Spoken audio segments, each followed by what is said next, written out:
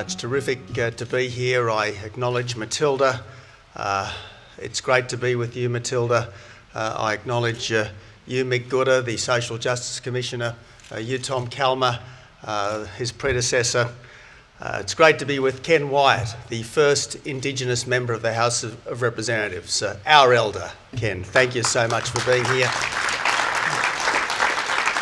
And so many other parliamentary colleagues, my deputy, Julie Bishop, ministers Macklin and Collins, shadow ministers Scullion and Payne. Great to see so many people here today because there is a new spirit in our land, a new determination to make the most of our country, a determination that Aboriginal people should not just disappear into the mass of Australia, but be proud Aboriginals while fully participating in the great life of our magnificent country. That is the new spirit that is abroad in our country right now. And it's so different, as Andrew has pointed out, from the spirit that existed in the past when we wanted Aboriginal people to disappear, or we wanted Aboriginal people to be in a museum of cultural archaeology. It is so different today, so much better today. We've got to build on this new spirit and make it come to fruition. Every Aboriginal kid has got to go to school. Every Aboriginal adult has got to work. That has got to be our determination. Noel Pearson and others have done so much to put Aboriginal kids into school, and now Andrew Forrest and Warren Mundine are doing so much to ensure that Aboriginal adults are in work. The great insight of GenerationOne is that employment starts with an employer.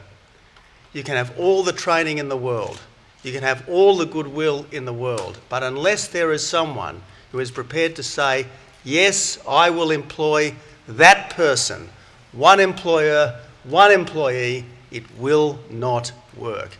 This is the great insight that Andrew and Warren have had, because they have looked at this, they have studied it, they have lived it, and now they are putting this insight into practice for the benefit of every single Australian. Andrew, you've asked, will we be courageous? Well, yes, we are courageous. We are courageous enough to give this a go.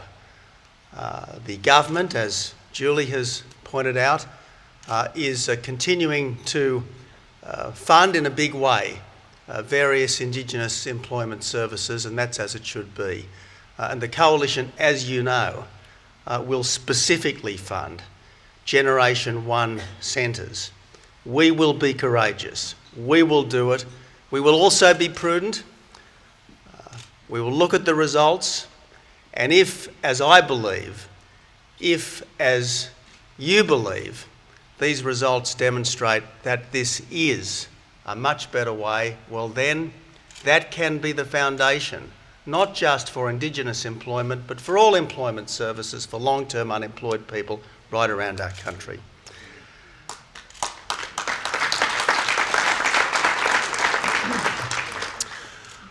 I've often said that the mark of a human being is not what we have to do, but what we choose to do.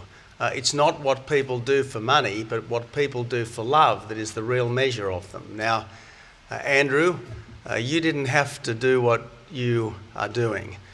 You could have easily continued to be just a standard businessman, but you have chosen to be a patriot. You have chosen to be a citizen. You have chosen to be a social leader in a remarkable way, and I pay tribute to you. You don't get a lot of praise in this Parliament, I've got to say,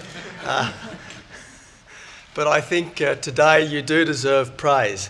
Warren Mundine, Warren, you have been a remarkable leader, not just for your own people, but for all Australians. You could have been in this Parliament, mate. In fact, one day I would like you to be in this Parliament, but in the meantime, I salute what you are doing. I admire so much what you are doing, and I am so proud to call you a friend. Warren and Andrew, thank you very much. Everyone here today, thank you so much. This is a great day for Indigenous people. I don't know what else might be happening in our Parliament today, but I do know that what is happening here this morning is something of which we can all be very proud. You can't always say that about what happens in the Parliament, but we can be proud of this.